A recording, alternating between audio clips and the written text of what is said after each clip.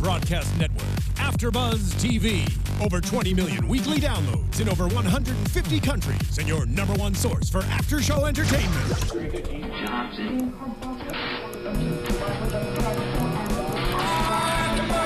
AFTERBUZZ TV, the destination for TV superfans, producing aftershows for over 300 of your favorite TV shows, interviewing celebrities and showrunners, and bringing you behind-the-scenes exclusives. All thanks to E! Entertainment's Maria Menounos, producer Kevin Undergaro, and internet leader Akamai. Now, let the buzz begin! Just gonna let this song play for a little bit. Just let it be. Why don't you be you? And now me. All right, had to do that. Was so excited that this was featured at the end of this episode. So this is James Bay's Let It Go. And just for you guys out there who want to check out a great artist, he's amazing. And since we won't be here next week because CBS is airing the Grammys, he is actually performing at the Grammys. So you can check out his performance there. Hopefully he plays that song too that we just heard tonight. So excited. Yay. Yeah. Anyway, hey guys, welcome back to the Supergirl After Show here at AfterBuzz TV. I'm one of your hosts, JJ Jurgens. You can follow me at JJ Jurgens on Twitter. And I'm joined by these two amazing hosts. Yes, I'm Stephanie Wenger, and you can follow me on Twitter at Stephanie Wenger. And I'm Tauri Miller. You can find me at Tauri J. It's TaurijAY. And this is episode 13 already, called For the Girl Who Has Everything. So let's just dive on into another great Supergirl episode. So we start out, Supergirl's in a little bit of trouble because Black Mercy has been unleashed on her. So how did you guys feel? Did you like that alien? Did you like the actual cost? Right. I thought it was really well done. Like, it was significantly creepy. It had very much, like, especially in the way that they executed the scene when they were trying to pull it off of her. It was very much reminiscent, to the face suckers in Alien 1, which I thought was really cool. And it seemed like to be a good mix of practical and special effects. I would agree with that. I'm like, this was not, as everyone knows, like, I don't know all the comic book lore, but I really, there were like aspects of this episode that were really exciting, and the special effects definitely were one of them that was really cool to me. Did you like seeing her be in this situation where she's getting pulled back to her fantasies? Yeah, I mean, it was an interesting way to tell the story, for sure, that she was like getting pulled into fantasy, and then where were those lines? And I think at one point I turned to you and I was like, what's happening? How does this make sense? And then, like, I had to, really understand it. And now it's fun. It was definitely a fun way to tell the story. Yeah. I did. I liked, well, I'm in between. I liked the way that they executed everything, because essentially, I not to compare her to Superman again, but he's very much a loner. And so he would have had to get out of the situation himself. He would have had to figure out everything by himself. Whereas she has this team behind her that can help her. And I like that essentially it was her trying to get back to her friends, and her sister had to help her. And that's what was the turning point. And I really liked that aspect of it. Though at the end, when she was explaining why she wasn't on Earth, it made me really wish the episode had her on Earth, doing the Supergirl thing, and it would have been a really interesting shift to see her go between her fantasy of her life on Earth and her fantasy, and the reality of what she actually lives. So I think that would have been a really interesting turn. But I do like the fact that we got to hang out on Krypton for a while.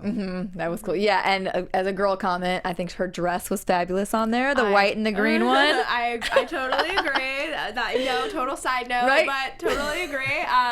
Yeah, I agree, though. I kind of did want to see that Kryptonian world, and we did get that tonight, and kind of, I was interested in more when she, at the very end of the episode, comes back and she's like, I wanted to know more why she was dreaming of that world, or like, I know she was like, it's not because I'm unhappy here, but I did want a little more on that, I guess, would be my one. And it was interesting. We got to see a young Superman too. I know. Yeah. People were tweeting us today with like stills from the episode with that, and I was so excited for that. Cutie. For sure. His sideburns were bananas. Yeah, they were. So bananas. How did you feel about Maxwell actually going in and helping them? I mean, ultimately, he was pretty useless. But I like that he is basically now a resource. He's kind of, he's almost they're Hannibal Lecter, and that like Yeah, he's this guy who's really evil, but he has insight into a lot of stuff. He's so, it's funny to me because he started out so like serious, and then since last episode and this episode, he's quipping all the time, and he's just like having a really great time of it. And I think it's really funny. I think that kind of plays into what you said the other time too, where he went all of a sudden into super serious, dark, maniacal guy, where you had said you'd like maybe to see him have a little more levels instead of going like, yeah. And I read an interview with Peter Facinelli talking about that, and that he said that the character is going to be this multi kind of layered thing, and this was at the very beginning of the show, and now you see what he means by that, and that's really cool that it kind of went from this kind of ominous guy to something that's a little more complicated, and that's been really interesting to see for sure. Yeah. What did you guys think about now Astra going and talking with Alex and kind of their moments? I liked it because, I mean, they are basically Kara's closest family members. Astra was her last real tie to Krypton, and Alex is her rock here on Earth. And so those two coming together and really finding this common ground in Kara was a nice moment. It also set a really good stage for what happens later. I thought it was like, when I was in the moment, I was like, this is an interesting thing that's happening. And then after you get the last part, I was like, yes, I needed it. Should we just dive in and talk about? We could. Yeah, let's go for it. Go All for right. it. Yeah, so you said your favorite part of the episode. Yes, because this is gonna sound super arrogant, but like since I watch so much content, I don't feel like I'm surprised often, and so Alex actually killing Astra was one, super surprising, super badass, and very sad. I didn't expect it to be as sad as it was. Yeah, that was surprising to me as well, because I did read up on kind of what happened in this episode, and yeah, that was surprising that it really kind of took me by surprise, the emotional kind of component of it, and that's something that Supergirl does so well. Yeah, I totally agree with both of you. I didn't see that character being killed off yet. I thought she'd be with us, for a while. So yeah, I was completely surprised by it too, but did love it as well. And then because I did like that she, saved Hank. I just love him, and I think very interesting then for him to then cover for her and say that he did it. Yeah. Which adds another little level. Yeah, absolutely. Do you guys think that that's going to eat away at Alex the rest of the season? Yeah, I mean, I think so. I can't imagine her being able to be Kara's sister and work with her, and they're so intertwined. I can't imagine her being able to go away from that guilt-free. Yeah. Yeah, because they don't forget. It's the Alamo, guys. I don't know. Never Sorry, they're forget. telling us not to forget something, but we're not sure what. Ah, man. Oh. Mm-hmm. We might need some paperwork. Sorry, guys. Okay, let's just keep talking. Well, we saw a good moment from Wynn, too, where he was now kind of being really scared that this might be, Supergirl's end, and if he didn't get the chance, they were fighting and he wouldn't get the chance to tell her how he felt. Were you glad to see that come around, or do you think he was going to stay mad for a while longer? I don't know. That's an interesting question. Any thoughts? I mean, you could tell from the last couple episodes that he was really softening back towards her, and I like that he still acknowledges that he has feelings and all that stuff. I always laugh when characters are like, if something happens to them, they'll never know. And it's like, well, I mean, it doesn't matter. They're gonna be gone. Yeah. But yeah, I mean, I like that by the end they were friends again, and this episode, with the exception of Non and his whole plan, you could definitely feel that it was written to be the season finale. Because they ended where they started. or like they ended in a good like status quo place. They included like a nice little cliffhanger while also allowing us to have a certain amount of closure. So like I feel like it was definitely written that way, and I think that it was to its credit. Like I could walk away from Supergirl for a year and be like, yeah, I'm satisfied. Yeah, totally agree with you. Yeah, it definitely had. Yeah. Brought everything in. Seeing everybody in the room at the end together definitely did feel like a final episode type of feel. Yeah, it definitely would be a good lead-in to a season 2, but I'm excited that we have, I think it's 7 more episodes this season, which is great. That is great. All right, guys, another great thing is because we all need good food, and some of us don't cook too much like me. So if you are like that, something you should really try is Blue Apron. So you don't need to know how to cook. So they will actually send the food to you. For less than $10 per meal, Blue Apron delivers all the fresh ingredients that you need to create your own meal at home. So you don't have to go to the grocery store. They all bring it right to you. All the recipes are with the ingredients, so it's super fun. I've tried it. You have tried this? Yeah, it's really fun to do. Like, you have a group of friends over if you're having a dinner party. It's a great way to like try something that's kind of outside your wheelhouse, even if you are a chef. Like, it's super fun to like, they'll have different recipes every week and you select a few. It's a great company and a great way to kind of try new recipes. I definitely want to do this because I'm starving. And some of the things they have, for example, is like roast chicken supremes with mashed potatoes, gravy, and maple glazed carrots. This one I think sounded like my favorite. The spiced salmon with black rice, avocado, and blood orange salad. Lebanese, and I don't even know how to say that, Arias. With roasted spiced cauliflower, lemon zest, and parsley salad. So I mean, Sounds tons of great amazing. meal. I mean, you guys have to check them out and look at all these things that you could just you could have ordered last night while you're watching the Super Bowl. You could order while you're listening to our podcast, watching your favorite shows here at AfterBuzz. All right, and it's very good for you. And so right now, the special deal is that you can get your first 2 meals for free at blueapron.com/podcast. So you just go to blueapron.com/podcast and you can enjoy 2 amazing, great free meals. So check that out. Nice. So it's Blue Apron, a better way to cook. All right. Okay. So back to some Supergirl. What else with this episode? This was my notes were as long this time. I know. You had mentioned Hank covering for someone, and I think that Hank being Kara with Kat was literally my favorite scene this whole season. Yes, I'm glad you brought that up. Yeah, everything that, like, just the way that, and I think this is mostly to Melissa's credit, that she was able to really embody Hank in that moment and be herself, which was really great. But it's like the epitome of comedy. It's high content, low delivery. It's so good. Yeah, I agree with you. I loved it.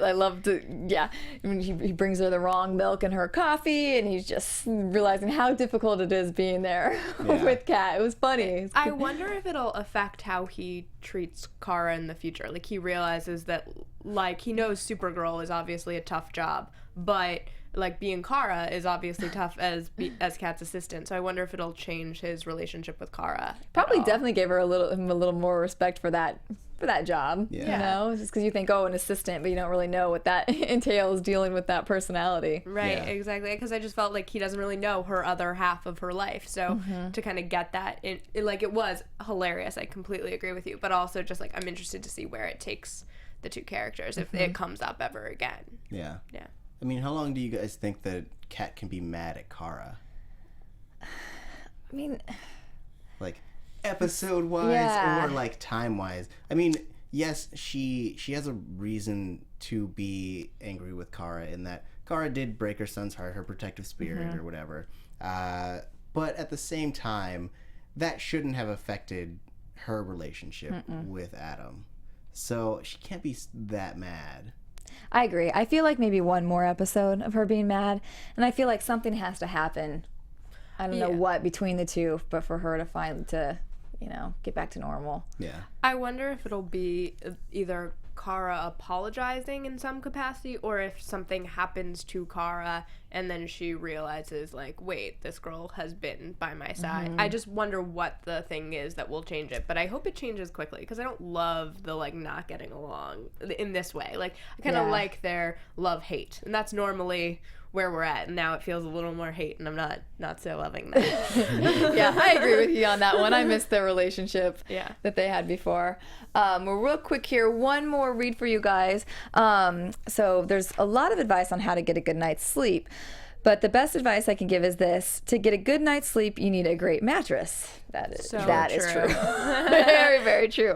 Okay, so you could do what I did and get a Casper, and then you really know what a good night's sleep is. So these Casper mattresses are named one of the best inventions of 2015 by Time magazine, and it's a perfect mattress for all sleepers. It's supportive.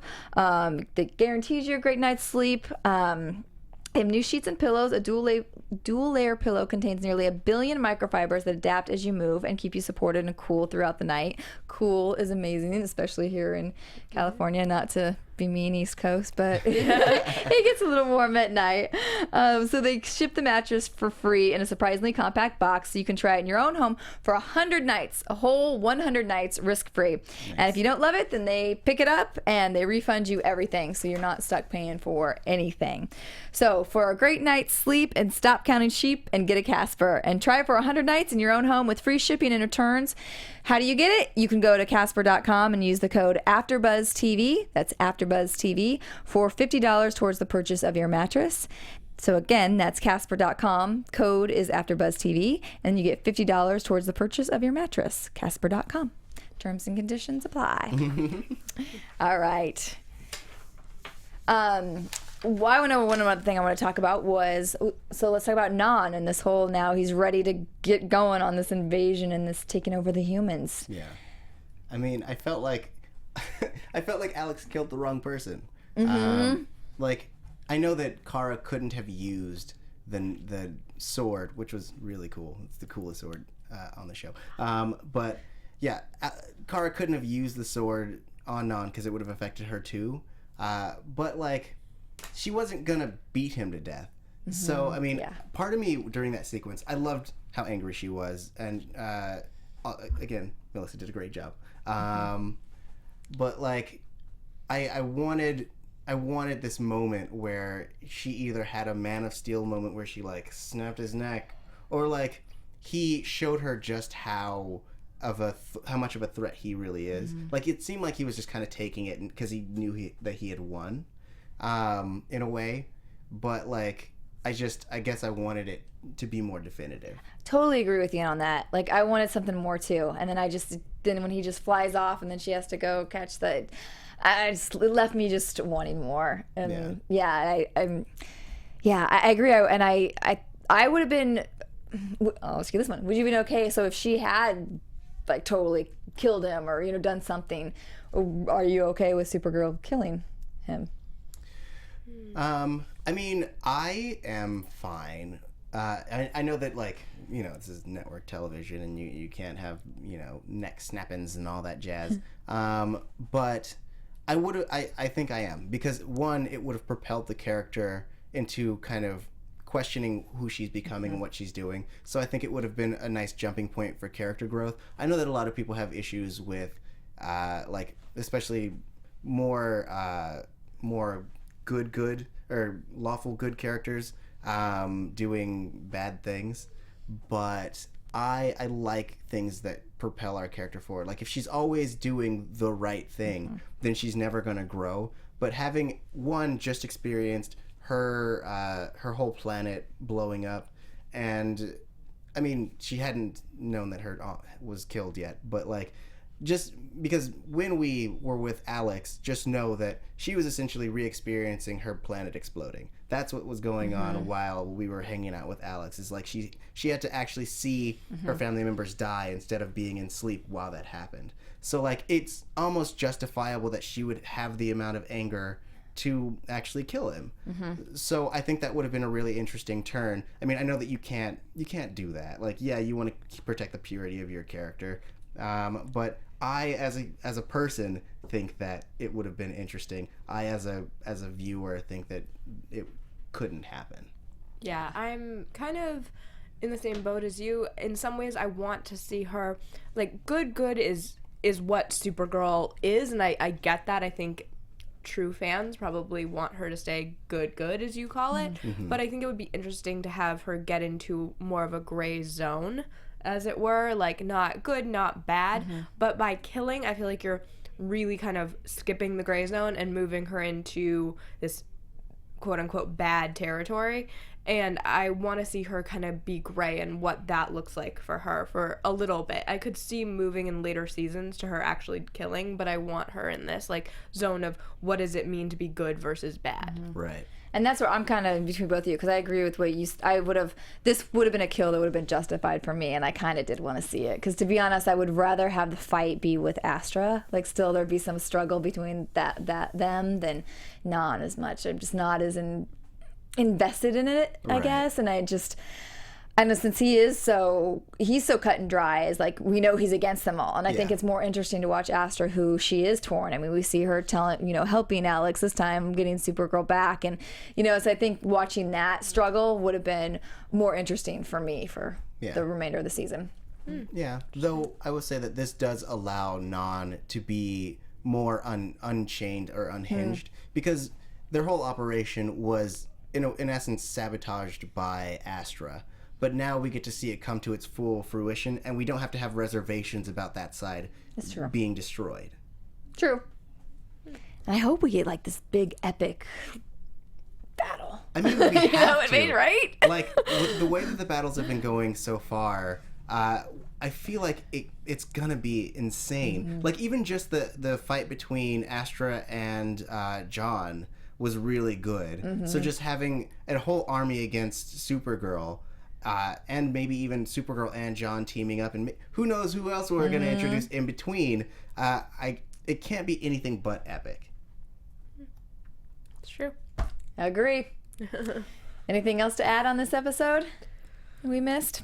Oh, I just thought, just to briefly go on the one romantic kind of storyline, I thought Wynn, it was really cute. The ending scene with him was really cute. He was like, oh, we are good friends, but he's still waiting to reveal those feelings. But I know it was such like a F storyline. It was like not, but there's still a little bit of romance in there. There's just a little bit, and let me tell you, I really liked it. Enjoyed every second of it. Yeah. Well, awesome. Well, I think that about wraps us up for tonight. Let's try to do some predictions. Okay. And now, your AfterBuzz TV predictions.